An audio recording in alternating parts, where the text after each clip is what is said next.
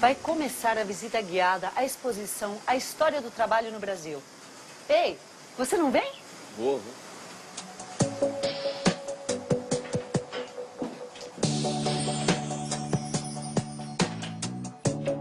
Essa exposição é sobre a história do trabalho no Brasil, que começa muito antes da chegada dos portugueses por aqui, por volta de 1500. Os índios foram os primeiros trabalhadores do Brasil. Os nativos viviam da caça, da pesca e da agricultura.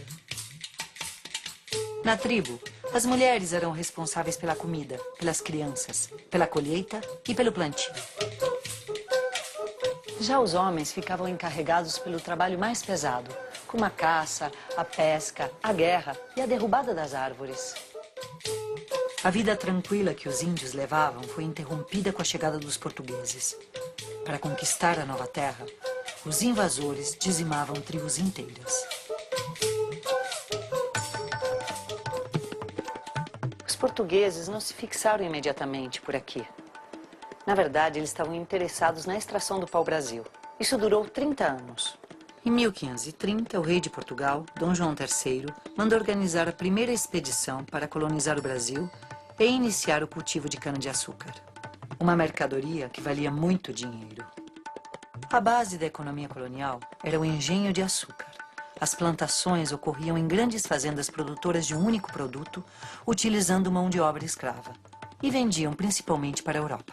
A sociedade no período do açúcar era marcada pela grande diferença social. No topo estavam os senhores de engenho. Depois vinha uma classe de pessoas livres, como os padres, os comerciantes, os artesãos e os funcionários públicos.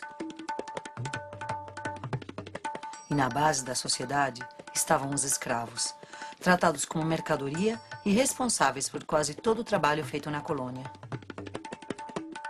Em 13 de maio de 1888, depois de vários movimentos populares, a princesa Isabel assina a lei que abolia a escravidão, conhecida como Lei Áurea. Essa lei libertou cerca de 700 mil escravos. Mas, infelizmente, o fim da escravidão não melhorou a condição social e econômica dos ex-escravos. Sem formação escolar ou uma profissão definida, continuaram numa condição social subalterna.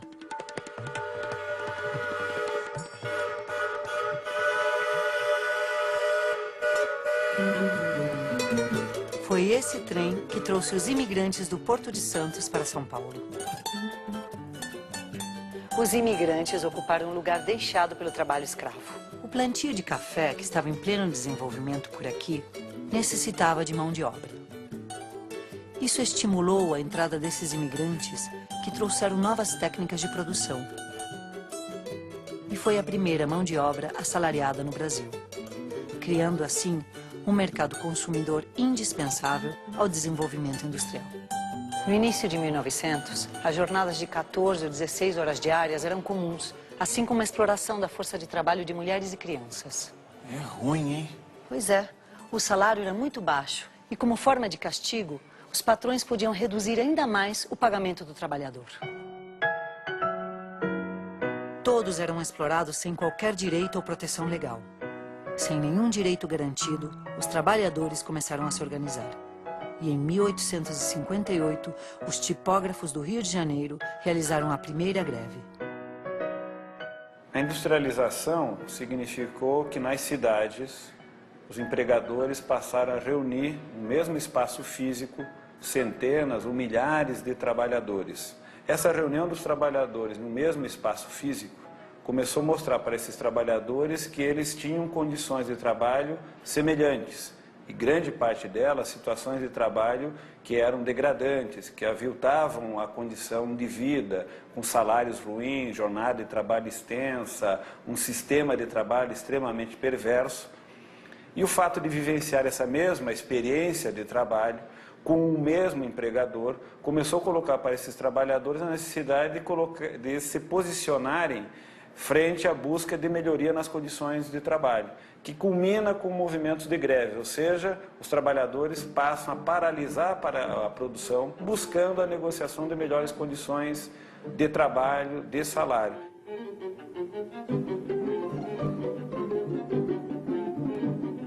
No começo do século XX, a cidade de São Paulo despertava para sua vocação de grande centro industrial, atraindo gente da zona rural. O início do processo de industrialização deve-se ao café e aos investimentos em infraestrutura gerados pela produção. Entre 1914 e 1918, ocorreu a Primeira Guerra Mundial. O conflito estimulou a produção interna e ajudou o nosso crescimento industrial. A partir dos anos 30, foi implantada em nossas indústrias uma organização científica do trabalho. Esse método, também conhecido como Taylorismo, dividia o trabalho em etapas, fazendo com que um operário desenvolvesse tarefas especializadas e repetitivas. Assim, Taylor acreditava que a partir de um conjunto de procedimentos e de princípios, o trabalho poderia ser melhor organizado, subdividido, e cada uma das frações intensificada em termos de produtividade, o controle ficaria na mão da gerência.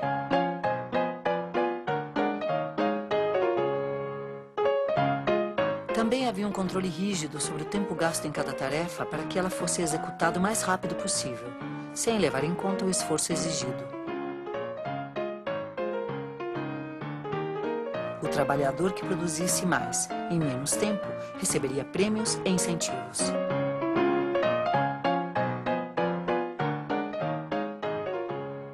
O trabalhador brasileiro possui hoje o seu código de direitos. Trabalhadores do Brasil. É assim que Getúlio Vargas iniciava seus discursos. No ano de 1930, depois de comandar uma revolução que derrubaria o governo de Washington Luiz, Getúlio Vargas tomou o poder.